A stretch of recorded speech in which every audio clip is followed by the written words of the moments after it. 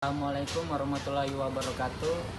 Perkenalkan, nama saya Agus selaku moderator dari kelompok yang beranggotakan Risma, Reni, Shirley, Septiana, dan Gerson. Di sini kami akan membahas materi tentang transnational corporation.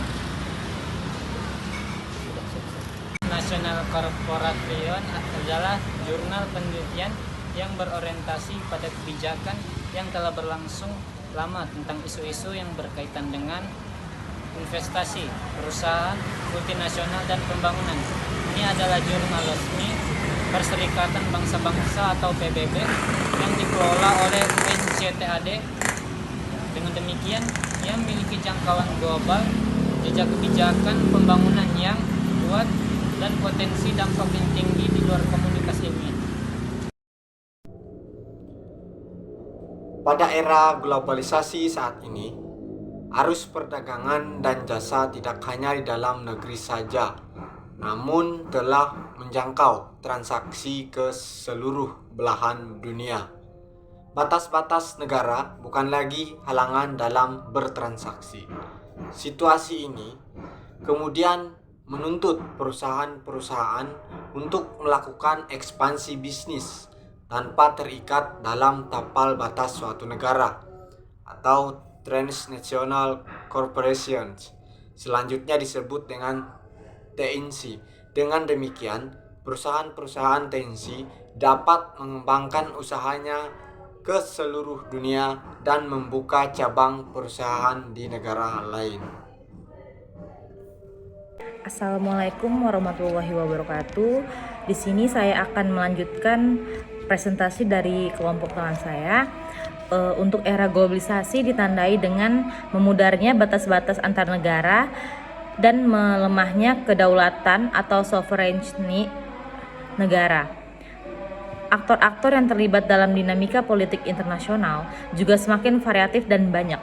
Seperti organisasi-organisasi internasional, ada NGO, non-governmental organization, dan TNC, Transnational Corporation.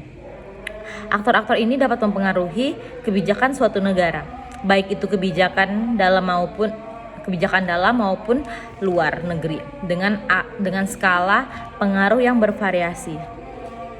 Peran TNC yang dahulu sering dianggap sebagai agen imperialisme sudah selesai masanya.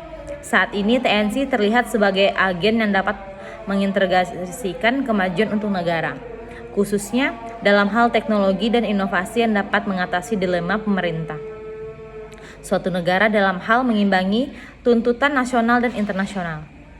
Dilema pemerintah rakyat Indonesia dalam hal ini adalah negara harus mengikuti standar aturan-aturan norma dari suatu rezim internasional, tetapi di sisi lain negara juga harus menjaga kesejahteraan rakyat. Kesejahteraan suatu negara sangatlah penting untuk dipertahankan atau versus pertahanan wilayahnya. Dan dapat juga dikatakan bahwa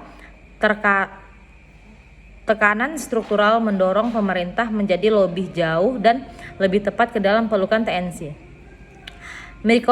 Microsoft Corporation, selanjutnya disebut Microsoft, adalah perusahaan piranti lunak komputer tersebar di dunia yang mengembangkan dan menjual berbagai produk piranti lunak untuk bisnis dan konsumen serta memiliki kantor cabang di lebih dari 60 negara. Microsoft merupakan perusahaan sistem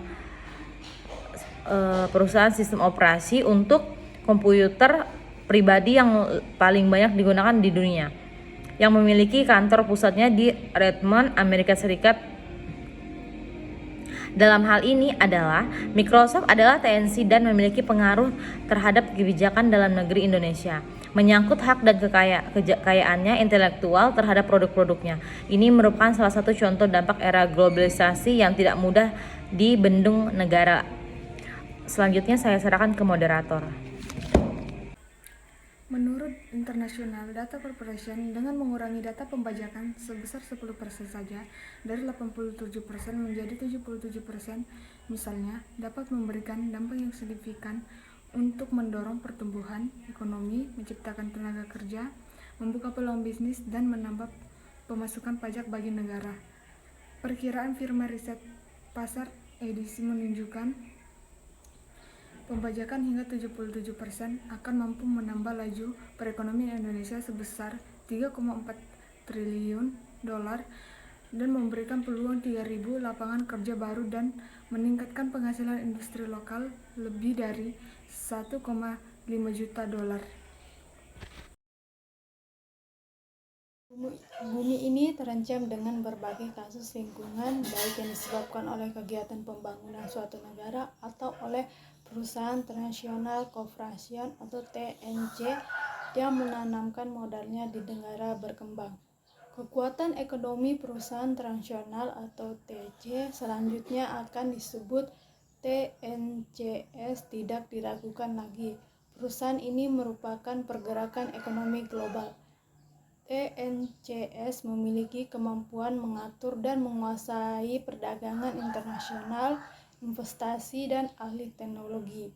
Namun demikian, tidak jarang bahwa TNCS berada di negara berkembang seperti Indonesia telah berkontribusi terhadap permasalahan lingkungan, baik itu berupa kerusakan lingkungan maupun pencemaran lingkungan, sehingga warga negara untuk menikmati lingkungan sehat yang dilanggar.